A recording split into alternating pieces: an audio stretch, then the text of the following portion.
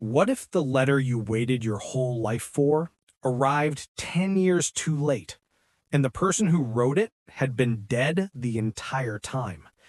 They say some messages don't cross through mailboxes, they cross through graves, and once you open it, there's no way to unread what waits inside. It was a rainy evening in Ohio when Emily found the letter wedged behind the old dresser. 10 years' worth of dust lay thick over its yellowed paper. Her hands trembled as she held it. The postmark read 2015. Her name was written in that same handwriting she thought she would never see again. The rain hit the window harder now, like it knew what was coming. She sank onto the floor, staring at the letter, her breath shallow. She remembered that year, the accident, the silence that followed. She remembered Jake and the words they never got to say. She tore the envelope open slowly, like opening a wound. Inside was one folded page, ink smudged, but still legible. "Hey, Em," it started. "If you're reading this, it means I never made it to you. I wanted to tell you that day, but I ran out of time." Her heart pounded. The room spun, every word hit like thunder. He had written this before he joined the army. She remembered the last voicemail he left, the one she deleted. "I'll see you soon," he had said. But he never came back.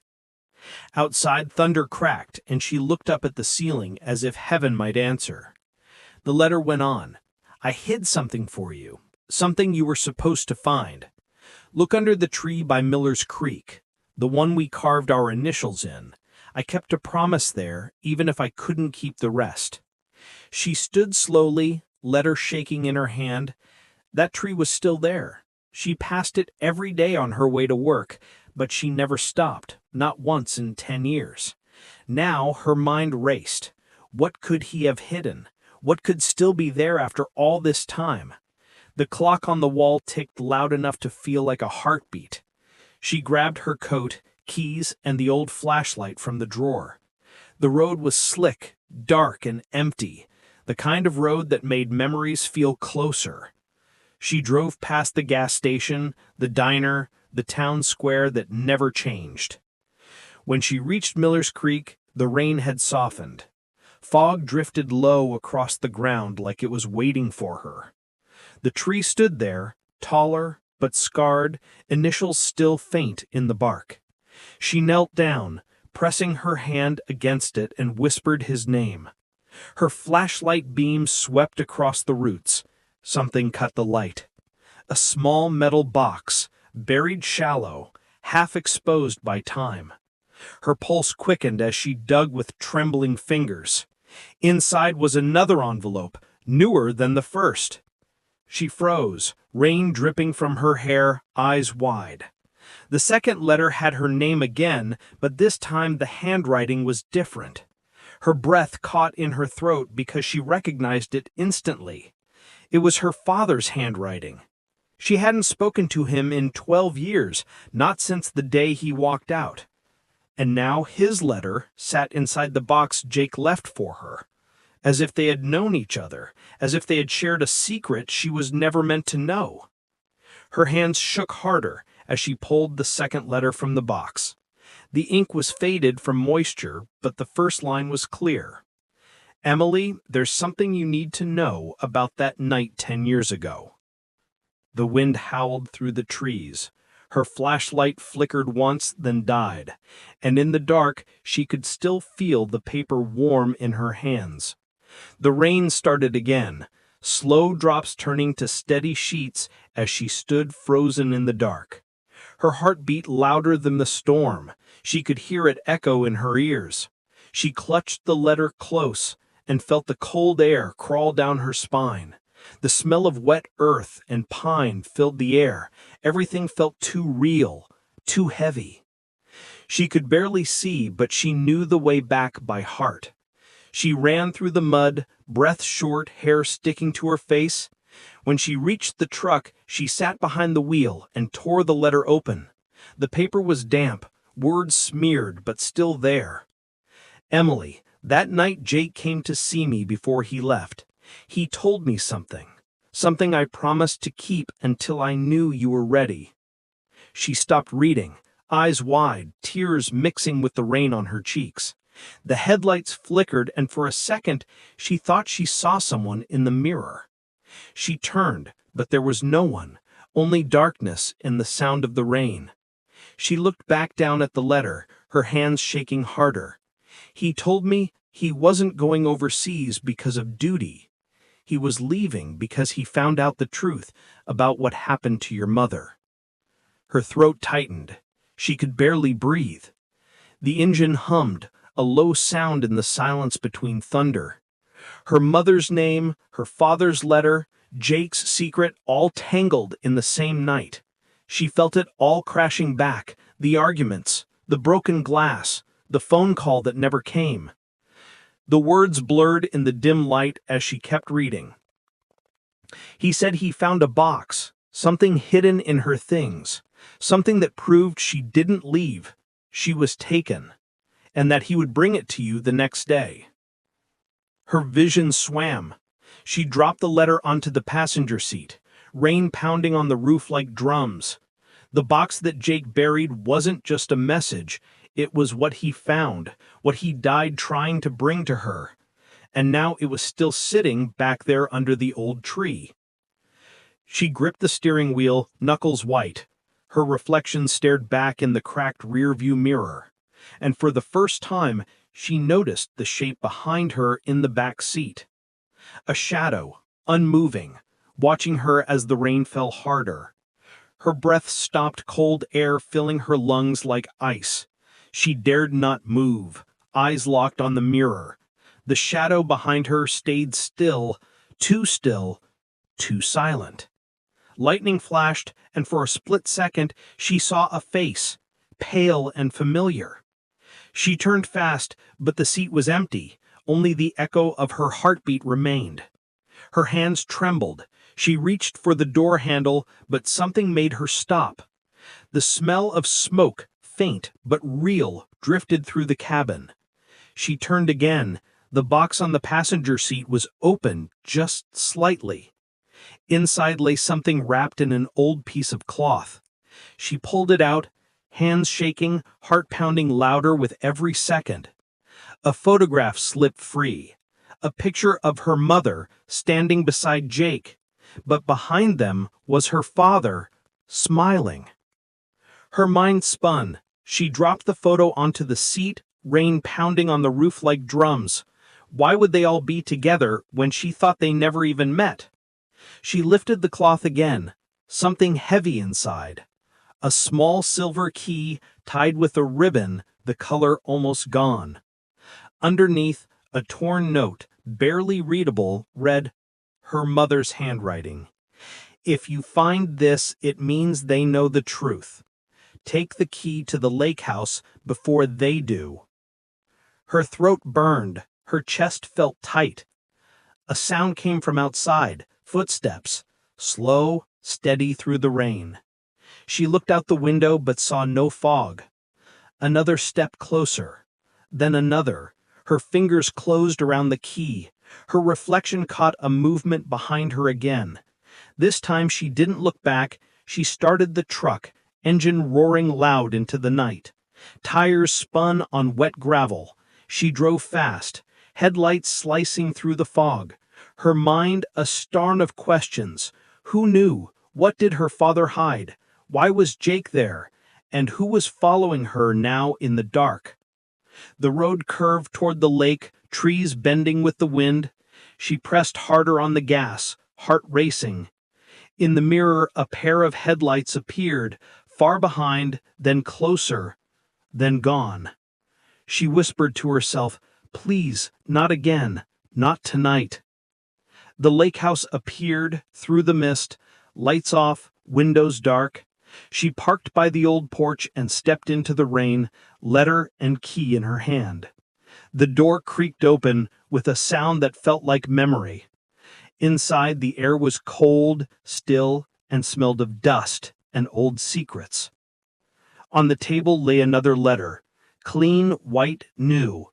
Her name written again, this time in fresh ink. Her heart dropped. She knew no one had been here for years. The air felt heavy, like it was holding its breath with her. She walked slow toward the table, water dripping from her coat onto the wooden floor. Her fingers brushed the envelope. It was dry, untouched by time. She opened it, the paper smooth, the ink dark. "Emily," it began, "I told you one day the past would come for you. If you are reading this, it means you have the key, and they know you found it. You must not trust anyone, not even me." Her chest tightened. She read it again, her mind spinning. Her father had written this too, but the words felt strange, almost afraid. The candle on the counter flickered, though no one had lit it. The air moved a soft whisper across her ear, like someone breathing close. She turned quick, the room empty, shadows stretching long across the walls. She clutched the key tight, the cold metal biting into her palm. The note continued. "The key opens the basement door. What you find there will explain everything, but once you see it, there is no turning back." She looked toward the narrow hallway. She remembered that basement. The door had always been locked since she was a child. Her father told her never to go down there, said it was unsafe. But now the key in her hand felt warm, almost alive. She stepped forward, the floor creaking beneath her boots, each sound echoing through the hollow house. The rain outside grew harder, thunder rolling over the lake. She reached the basement door, old paint chipped, lock rusted. Her hand shook as she slid the key in the lock. It turned with a sound that made her shiver. She pushed the door open, darkness breathing up from below. A smell of damp wood and something older, something hidden. She lifted her flashlight, its beam cutting through the dust and shadows. Boxes descended into black, and she could see faint shapes at the bottom. Boxes, maybe. A chair, maybe something else. Her breath came slow, her heart loud enough to fill the silence. As she took the first step down, she heard it, a voice, soft, low, calling her name from the darkness below. She froze, the sound rolling through the air like wind through glass. The voice was calm, but heavy, like it came from far away and too close all at once. She tried to speak, but her throat locked tight. The flashlight trembled in her hand, the beam shaking across the wooden steps. "Emily," the voice said again, softer, almost pleading. She gripped the rail and took another step down, heart hammering against her ribs. The floor above creaked behind her as if someone had followed, but she kept going, one step, two, three, until her feet touched the cold concrete floor. The basement was small, walls lined with shelves and dust. In the far corner, something covered by a tarp moved slightly. She raised the flashlight and saw boxes marked with names and dates. Some she recognized, her mother's handwriting scrawled on one. She stepped closer, each breath louder than the storm outside. Her fingers pulled at the tarp, and a cloud of dust rose around her. Underneath were old photographs taped to a board, pictures of her as a child, pictures of her mother, pictures of Jake. And in the center, one photo she had never seen, her mother standing beside a man who wasn't her father.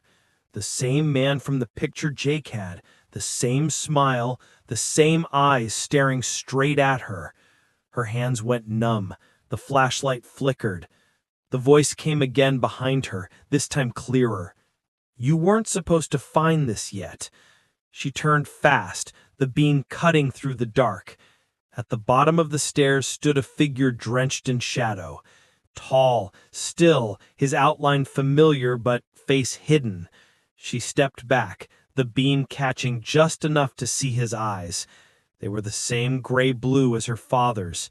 She whispered, "Dad," but the word barely left her lips.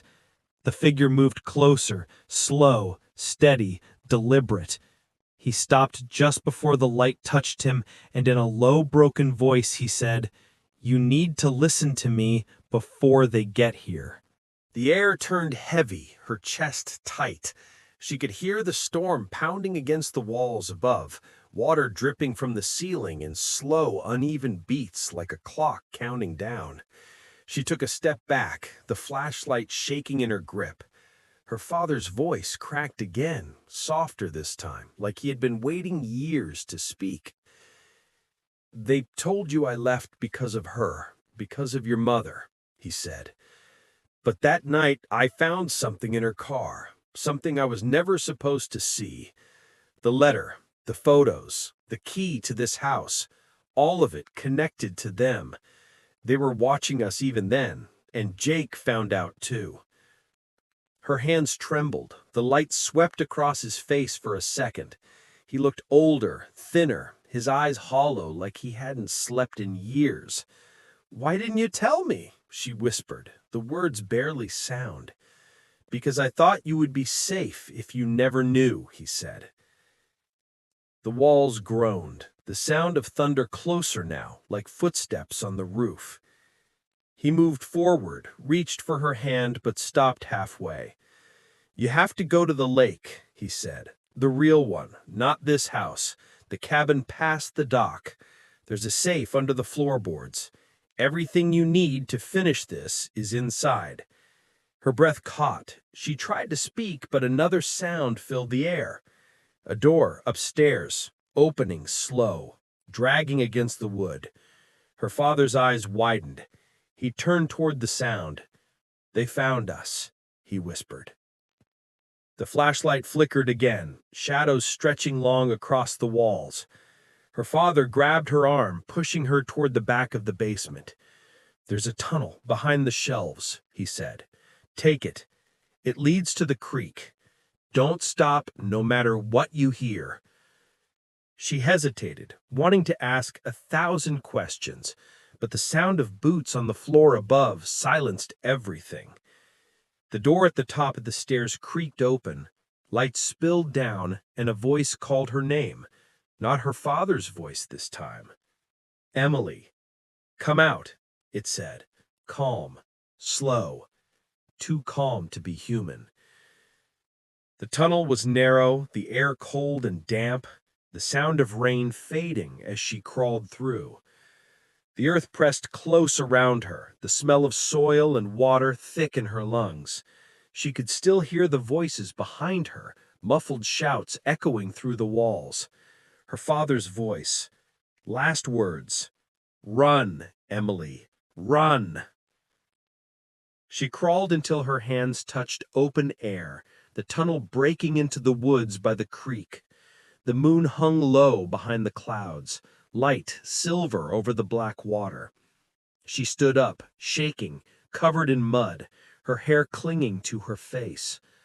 The letter, the key, still in her pocket, like they were part of her now. She ran along the creek, her shoes sinking into the wet ground. Branches scraped her arms, rain soaking through every layer. She could see the cabin through the trees, the same one from summers long ago, the same porch where her mother once sat singing soft songs at dusk. She reached it breathless, chest burning. The door was unlocked, the air inside dry, still untouched. The flashlight beam swept over the floorboards until she found it, a small notch near the fireplace where the wood didn't fit right. She knelt down, pulled the boards loose, one by one, until she saw the box, metal, dark, cold, with the same initials carved on the lid. Inside, old papers, photographs, and one cassette tape labeled her name. She held it close, eyes wet from rain or tears, she couldn't tell. Her hands shook as she placed the tape in the old recorder on the shelf. The machine clicked, and the static filled the room. Then her mother's voice, soft, warm, breaking through time. "If you're hearing this, it means you finally found the truth. I never left. I tried to protect you from what they were doing. Your father tried too. He kept the secret as long as he could. They used Jake to find what I hid, but he chose you instead. Now it's your turn to finish what we started." The tape crackled, the last words fading into silence. Emily sat still, the storm outside softening to a whisper. She looked out across the lake, the reflection of the clouds drifting, and for the first time in 10 years, she felt her mother's voice in the wind. She closed the box and stood by the window. In the distance, faint headlights moved through the trees, slowly toward the cabin. She took a deep breath, the key warm in her hand, and whispered into the quiet, "I'm ready."